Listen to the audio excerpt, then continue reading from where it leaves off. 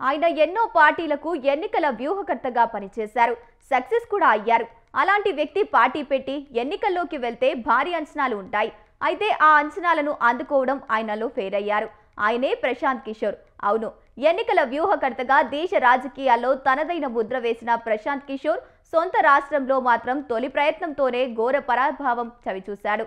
చాయ్ pay చర్చ, coffee with captain వంటి నినాదాలు, సర్వేలు, సోషల్ మీడియా ప్రచారాలు, వ్యూహాలలో అనేక పార్టీల అధికారం పీఠమెక్కించడంలో కీలకంగా వ్యవహరించిన ఆయనకు స్వరాష్ట్రంలో సొంత నినాదం మాత్రం పనిచేయలేదు.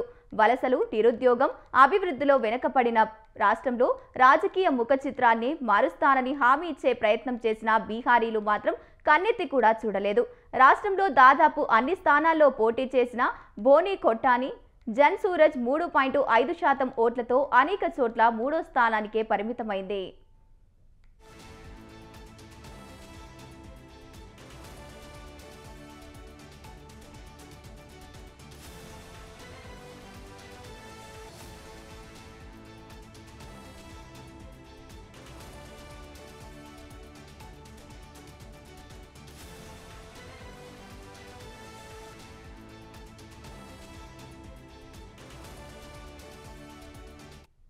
రాజకీయ వ్యూహకర్తగా అవతారమెత్తిన ప్రశాంత్ కిషోర్ కొన్నేళ్ల క్రితం ఇండియా పొలిటికల్ యాక్షన్ కమిటీ పేరులో కన్సల్టెన్సీ ఏర్పాటు చేశారు.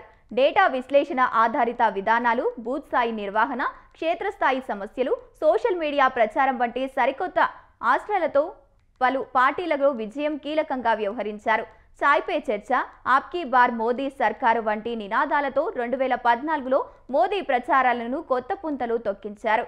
ఉత్తరప్రదేశ్లో యోగికి రోడ్ షోలు, బీహార్లో నితీష్ నాయక్, పంజాబ్లో అమరీందర్ సింగ్కు కాఫీ విత్ కెప్టెన్, ఏపీలో జగన్ నవరత్నాలు, కేజ్రీవాల్కి ఉచిత సలహాలు, బెంగాల్లో దీనికి బంగ్లా నిజేద్ యయోకి చాయ్ స్ట్రాటజీకి సలహాలు అందించారు. వినూత్న నినాదాలతో దాదాపు అందరినీ గట్టెక్కించిన పీకే సొంత రాష్ట్రంలో మాత్రం చలిత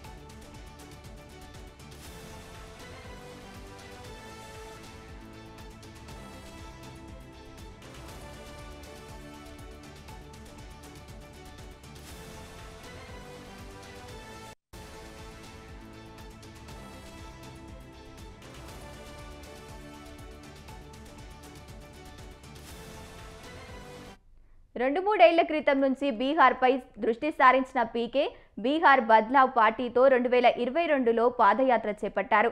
వందల కిలోమీటర్ల ఇంటింటికి తిరిగారు. బీహారు రూపురేఖలను మార్చే ప్రయత్నం చేస్తానని చెప్పిన ఆయన జన్ సూరజ్ పార్టీని స్థాపించారు. సామాజికవేత్తలు, మేధావులు, మాజీ ఉన్నతాధికారులను ఏకం చేసే ప్రయత్నం చేశారు. రాజకీయ నేపథ్యం, నేర చరిత్ర లేని కొత్త ముఖాలను పరిచయం చేశారు. ఉద్యోగాలు, విద్య, ఆరోగ్యం, వలసల కట్టడిపై వాగ్దానాలు ఇచ్చారు. అధికారంలోకి వస్తే మద్యపాన నిషేధాన్ని ఎత్తివేసి దాంతో వచ్చే ఆదాయాన్ని అభివృద్ధి కోసం ఖర్చు పెడతానన్నారు. ఆయన సభలకు, రోడ్ షోలకు భారీ స్థాయిలో హాజరైనప్పటికీ వాటిని ఓట్లుగా మార్చడంలో వెనకబడ్డారు.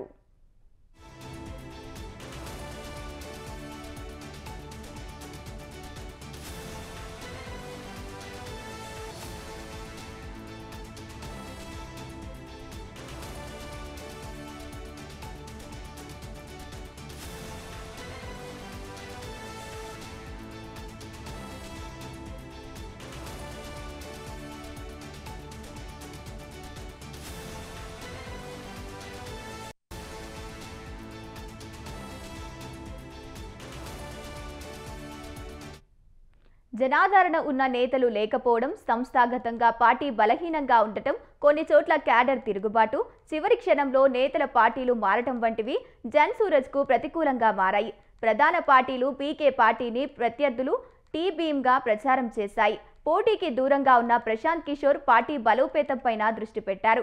పోలింగ్కి ముందే ఫలితాలను అంచనా వేసిన ఆయన వస్తే 150 లేదంటే 10 సీట్లు వస్తాయని ముందుగానే చెప్పారు. గతంలో ప్రధాని మోదీ, నితీష్ కుమార్ల విజయానికి కృషి చేసిన ఓటర్లు ఎరుగని కన్సల్టెంట్ను పేరు తెచ్చుకుని ఆయన వారి వ్యూహాలను ముందు గెలవలేకపోయారు.